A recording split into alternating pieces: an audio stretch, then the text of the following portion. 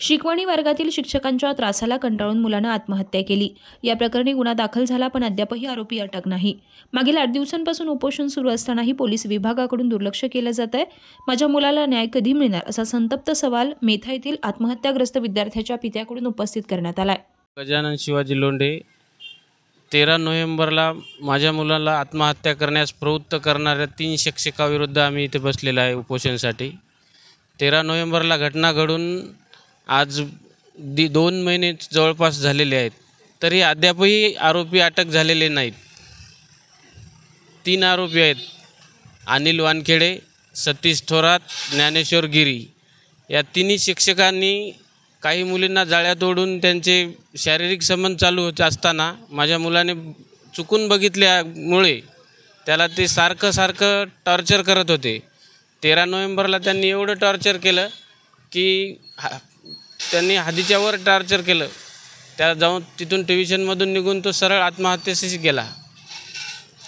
आणि 15 नोव्हेंबरला गुन्हा दाखल होऊन आज 2 महिने व्हायची वेळ आली, तरी पोलीस प्रशासन अद्यापही काहीही कोणतंही पाऊल उचललेलं नाही। गुन्हा दाखल आहे फक्त, त्याच्या व्यतिरिक्त काहीही नाही। काल साहेब आलते, DYSP साहेब आलते, PI साहेब आलते, त्यांनी 8 दिवसाचा वेळ मागत होते। आम्ही म्हणलं 8 दिवसाचा वेळ देतो आम्हाला आत्मदहन करण्यात, जर 8 दिवसात नाही आरोपी अटक झाले तर 8 दिवसाच्या नंतर आम्हाला दोघा जणाला आम्ही आत्मदहन करण्याचा परवानगी द्या, आम्ही वेळ देतो। तसे त्यांनी नाकारले। तपास चालू आहे म्हणतात, आणखीन काही तपास लागलेला नाही। कोर्टाने सुद्धा त्यांचा जामीन फेटाळलेला आहे। आता त्यांना हायकोर्टात अपील केलेलं आहे।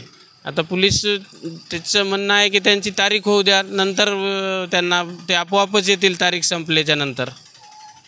त्यांचं जे तारीख आहे आता उद्या काल 6 तारीख होती, आता उद्या 8 तारीख आहे।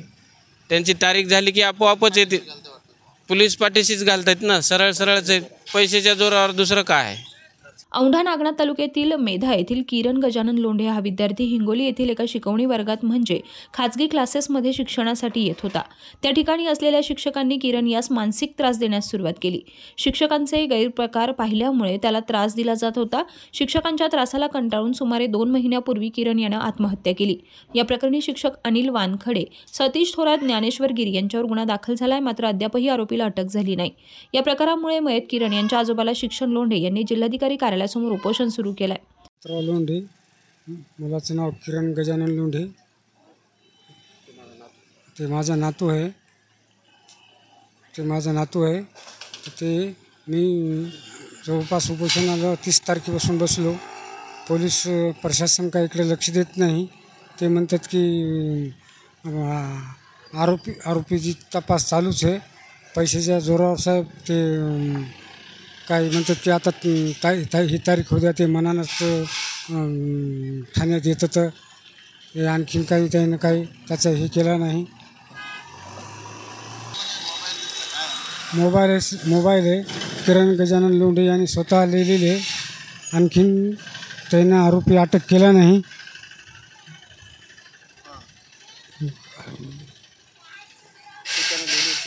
ही जे माझ्या हातामध्ये मोबाईल आहे ही त्यानं स्वतः चिठ्ठी लिहून ठेवलेली।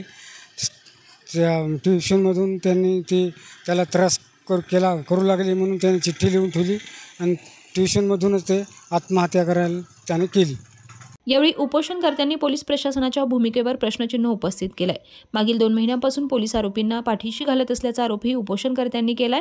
जोपर्यंत आरोपी अटक होत नाही तोपर्यंत आंदोलन मागे घेणार नाही, अशी भूमिका उपोषणकर्त्यांनी घेतली आहे। मात्र आता या कुटुंबाला न्याय कधी मिळणार याबाबत मात्र चर्चेला उधाण आलंय।